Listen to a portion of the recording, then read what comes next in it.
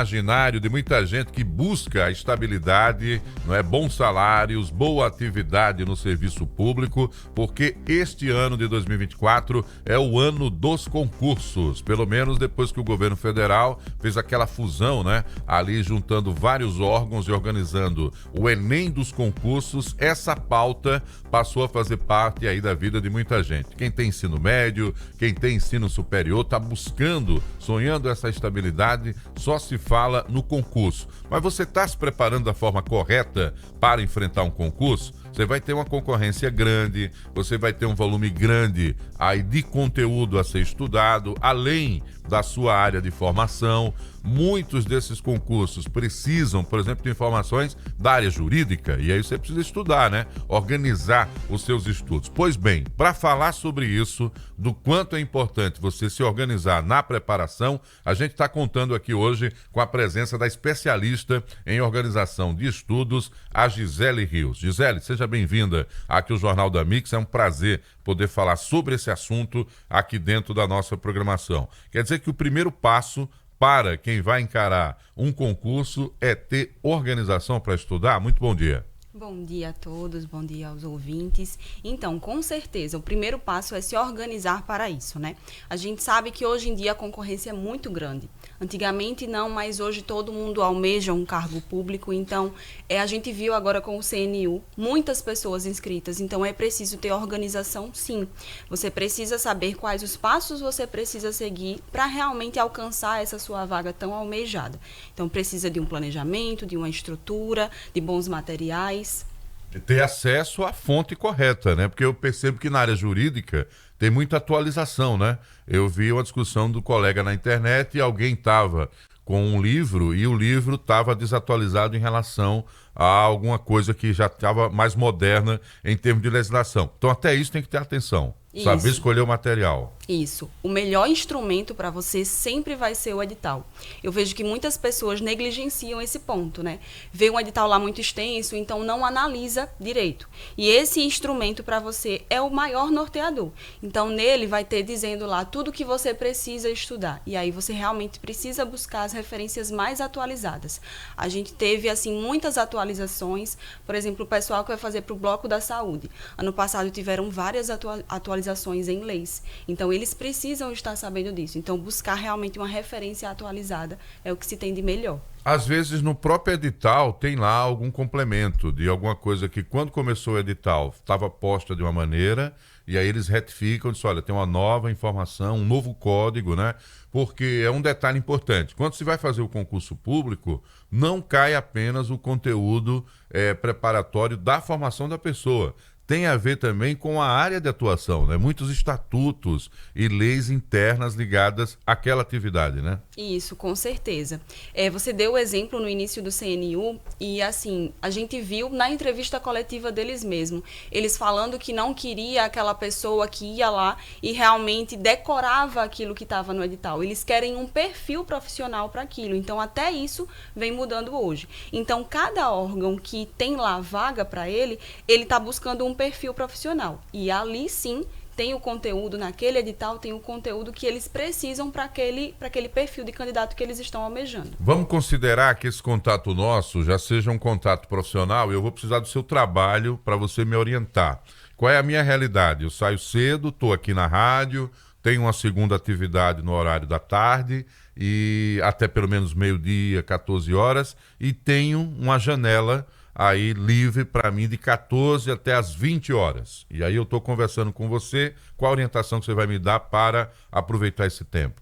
Então, o primeiro ponto é o que você já conseguiu enxergar. É esse candidato entender a sua lacuna que tem disponível para estudar no seu dia. Porque a gente sabe que a rotina hoje em dia realmente ela é muito conturbada conciliando o trabalho. Então, quando você entende a sua lacuna, o primeiro ponto que você precisa fazer após isso é analisar as disciplinas que você precisa estudar. Nesse edital vão ter as disciplinas, os conteúdos, e a gente sempre orienta que olhe o peso de cada uma. Porque aí é que você vai empreender mais ou menos tempo para para ela. Sabendo as disciplinas mais importantes com o maior peso nesse edital para a correção, você vai organizar esse seu estudo. Eu sempre indico que não estude mais do que 3 disciplinas por dia, porque vai gerar uma exaustão realmente para a sua mente.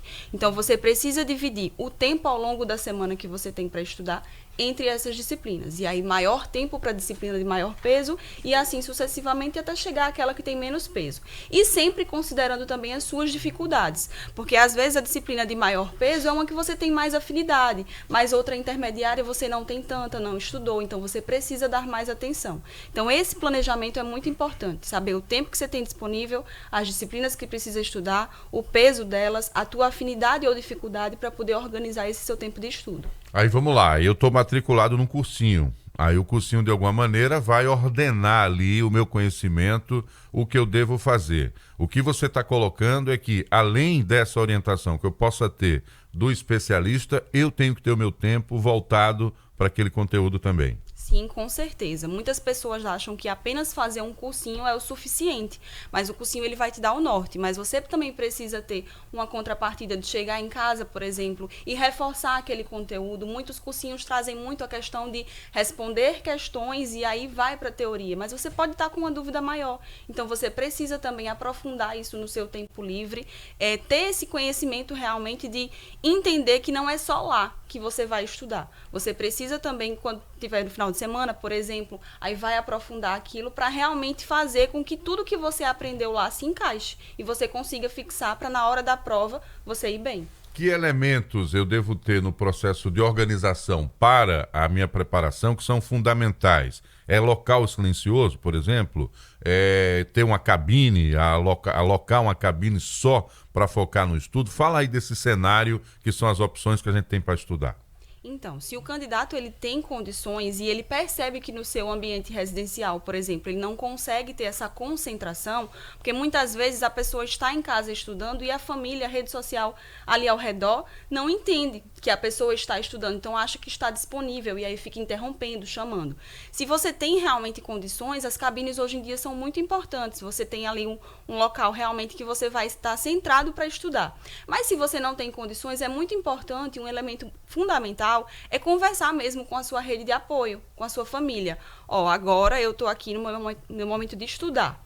Então, a partir de quando eu terminar, eu vou estar disponível para fazer o que vocês precisem da minha ajuda. Mas deixar isso bem claro, porque às vezes o candidato ele se frustra por não ter realmente essa compreensão, mas ele não chega a conversar com as pessoas e explicar que ele está ali no momento de preparação, que o benefício não vai ser só para eles, vai ser para todos. Então, é muito importante isso. Mas as cabines hoje em dia, assim, têm tido grande aceitabilidade. Então, é bem legal quando esse candidato ele consegue ter esse recurso, porque ali ele vai realmente estar focado totalmente no seu estudo. Vamos fazer aqui a ambientação de como é a cabine, para quem nunca estudou dessa forma, para você saber como é que você vai se organizar, o que é que você vai encontrar lá, o que é que tem à disposição do local onde tem cabines para estudo. Então, é um ambiente realmente, se a pessoa aloca só a cabine, é uma cabinezinha que você vai ter a cadeira, vai ter a mesa lá para estudar e disponível a internet. Então, geralmente, esse estudante, esse concurseiro, ele leva o seu notebook, ele leva o seu livro, seus cadernos, e aí fica realmente aquele ambiente para ele. E aí, sempre eles têm também uma organização de uma sala, por exemplo, para lanche, banheiro. Então, quando você precisar, você vai ter acesso a esses recursos e quando não, você vai estar lá focado realmente no seu estudo. É sem professor, é você quem vai fazer, né, a sua estratégia, ali as horas que você vai estar fazendo exercício, convocando, pode estar lá em alguma aula online, mas predomínio total do silêncio. Isso é um critério importante, né? Isso. E todas as pessoas que realmente sublocam essas cabines, eles estão expostos, né? Ele tem acesso a essas regras. Porque todo mundo que está naquele ambiente está focado realmente em estudar. Então, não pode ter ninguém que esteja atrapalhando esse silêncio para a concentração dos outros. Existe uma quantidade de horas ideal, considerada ideal para estudo? Então, isso depende muito da rotina daquele concurseiro, né? Eu sempre falo que para quem está começando, eu vejo muitas pessoas dizendo, eu tenho 6 horas para estudar, eu tenho 5 horas para estudar. Mas quando você está começando, essa motivação está lá em cima. Então, no primeiro dia, no segundo dia, você consegue. Depois isso vai caindo, porque não fazia parte da sua rotina, e aí essa motivação vai caindo, o rendimento vai caindo. O ideal é que você comece aos poucos, para fazer realmente com que essa rotina de estudo vire uma rotina mesmo na sua vida. E a partir partir daí, quando você vai vendo que você está conseguindo evoluir, você aumenta o tempo que você tem disponível. Então, não dá para a gente dizer assim um ponto X de tempo. É sempre relacionado à realidade daquela pessoa. Há um detalhe que é o seguinte: eu tenho que, para uma motivação como essa, despertar minha autoconfiança. Mas tem muita coisa também no meu entorno que me autossabota, né? Desde o uso do celular até compromissos não cumpridos, enfim, você vai botando coisas ali e quando você vê, diminui o seu tempo de estudo. Quando você fala em mudança de rotina, é enfrentar, inclusive, a autossabotagem em termos de tempo? Com certeza. Com certeza. É muito importante que quando você vá realmente estudar, você tire esses elementos que podem atrapalhar a sua atenção. Então, deixar o celular em outro cômodo, não estudar em um local que você tenha acesso diretamente à TV ou que outra pessoa possa assistir, é bem importante isso. E aí, essa autossabotagem também está relacionada a gente ficar pensando, eu tenho várias coisas para fazer. Então, tenta organizar o teu dia, faz realmente destrinchando lá num papel, numa agenda, quais os seus horários e aquele horário que realmente está para estudar, se determina a estudar. Se veio algum pensamento, por exemplo, na hora de coisa que você precisa fazer quando você está estudando, anota num cantinho, tua mente vai entender que você deu atenção àquilo, mas que no momento oportuno você vai fazer. E volta a estudar. E volta a estudar, volta ao foco, né, que é o mais importante e, claro, priorizando o que está no edital de cada área. É a dica da Gisele Rios, especialista em organização de estudos. Eu acho que eu explorei muito do que era nosso interesse para vender a ideia do que é o tema para quem está do outro lado, mas caso eu tenha deixado de explorar o que você considere relevante, a palavra final é sua, Gisele.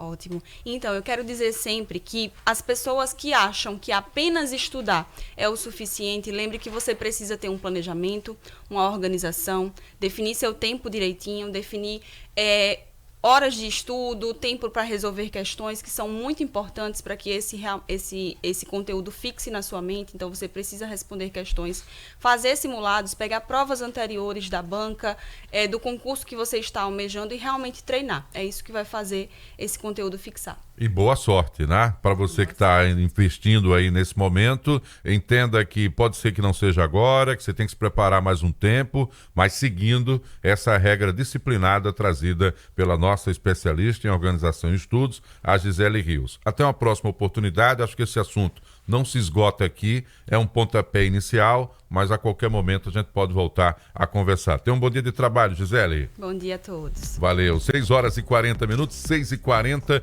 e Maceió viveu mais um